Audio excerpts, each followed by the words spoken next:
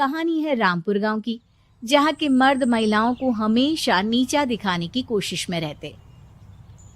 अरे अभी तक खाना नहीं आया क्या? मुझे एक और शादी करने की जरूरत है।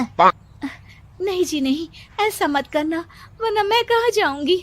खाना लेकर मैं अभी आई जी। गांव की पंचायत में भी फैसले हमेशा औरतों के खिलाफ ही रहते। मैं जो फैसला सुनाता हूँ वो भगवान की आज्ञा होती है। इस लड़के ने अपने मन से शादी करके अच्छा नहीं किया। लड़के को घर भेज दो और इसकी शादी इसकी जाति की किसी लड़के से करवा दो, लेकिन ये लड़की, इसे तो गांव के बाहर निकाल दो। नहीं नहीं जमींदार साहब, ये क्या बोल रहे हैं? ऐसा नहीं हो सकता। मेरी बेटी मासूम है, इसे अच्छे बुरे की समझ नहीं है। अरे कहाँ जाएगी ये बेचारी? कहाँ जाएगी? इतनी चिंता है तो पूरे परिवार का गांव निकाला कर देते हैं। बेचारे पूरे बसे बसाए परिवार को गांव छोड़ना पड़ता है।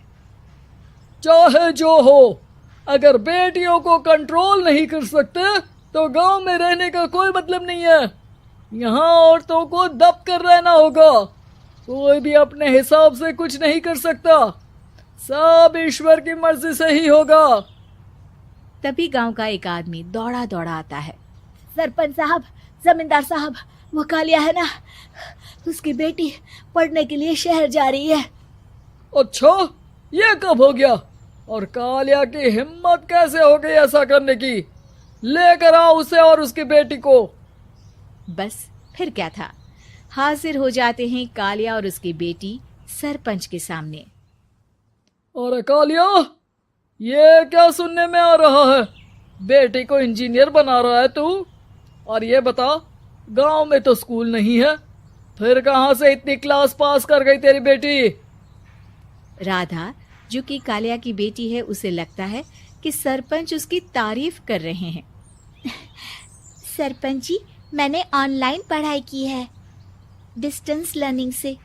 सभी में मैंने अच्छे नंबर पाए हैं, जिसे देखते हुए शहर की इंजीनियरिंग कॉलेज में मुझे स्कॉलरशिप मिली है। वाह जी वाह, क्या होती है ये? पहले तो ये बताओ, फिर आगे की बात करते हैं। पूरा गांव राधा की बात सुन रहा था और राधा बोलती जा रही थी। तो ऐसे मैं फ्री में एक अच्छी शिक्षा लेकर गांव में जो कुछ परेशानियां हैं, जैसे बिजली, पानी और इंटरनेट जैसी समस्याओं के लिए काम करूंगी। मैं गांव को शहर से जोड़ने के लिए पुल का निर्माण करवाने का प्रस्ताव रखूंगी।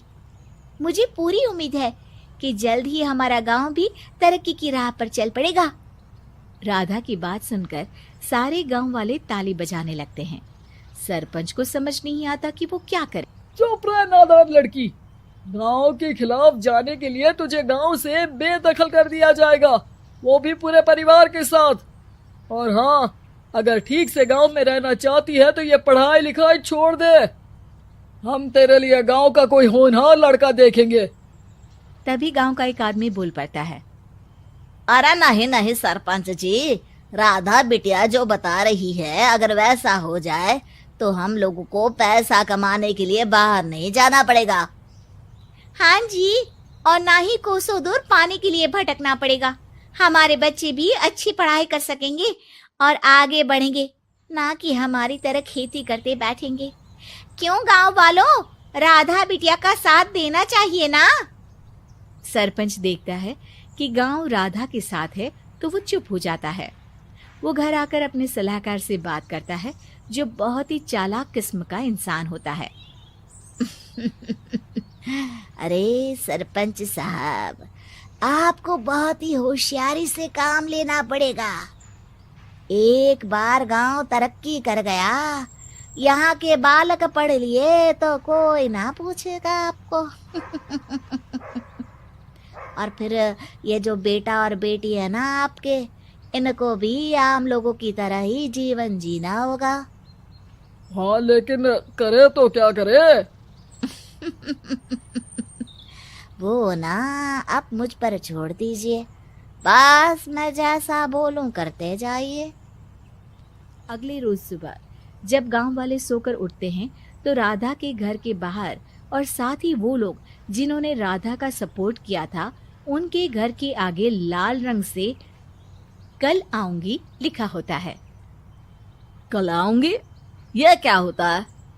अरे यह तो खून से लिखा है, लगता है कोई भूत प्रेत या चुड़ैल का साया है। चलो सरपंच जी के पास चलते हैं। सभी सरपंच के पास जाकर उसे सारी बात बताते हैं। अरे ये तो बड़ी मुश्किल की बात है। चलो मैं एक बाबा को जानता हूँ, उन्हें बुला लेता हूँ। सरपंच बाबा को लेकर गांव के घर के बाहर जाता है। ओहो, तो ये वो चुड़ैल है जो उन लोगों को निशाना बनाते हैं जो गांव को बदलने का सपना देखते हैं। वो गांव को ऐसे ही संपन्न देखना चाहती है, वो नहीं चाहती कि कोई बाहरी यहाँ का कायाकल्प करे। क्या तुम लोगों में से किसी ने गांव को बदलने की सोच रखी है?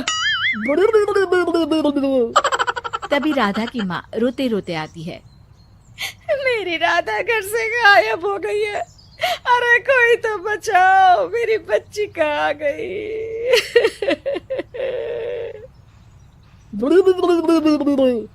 ले गई वो चुड़ैल, तेरी बच्ची को ले गई। अब वो उसे श्रापित करके छोड़ेगी, उस पर चुड़ैल का साया हो जाएगा।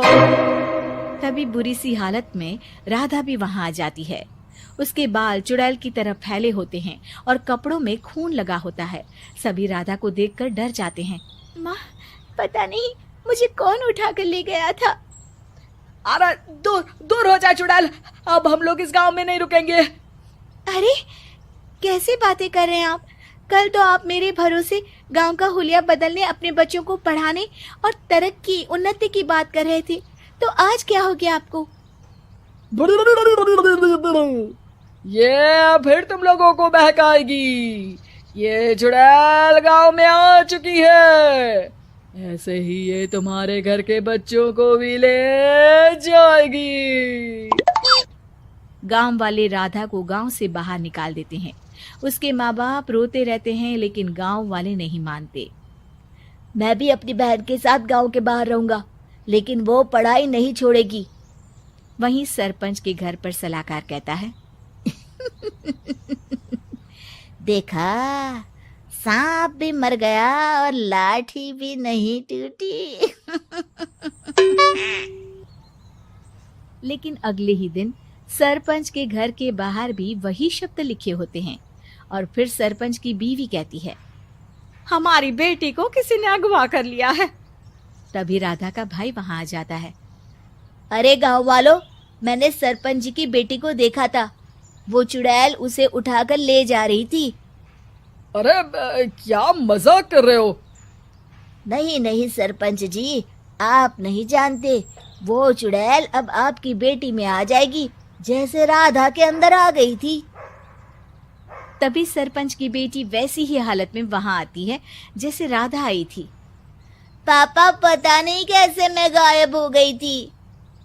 चुड़ैल, इसके अंदर भी चुड़ैल का साया है, मारो इसे।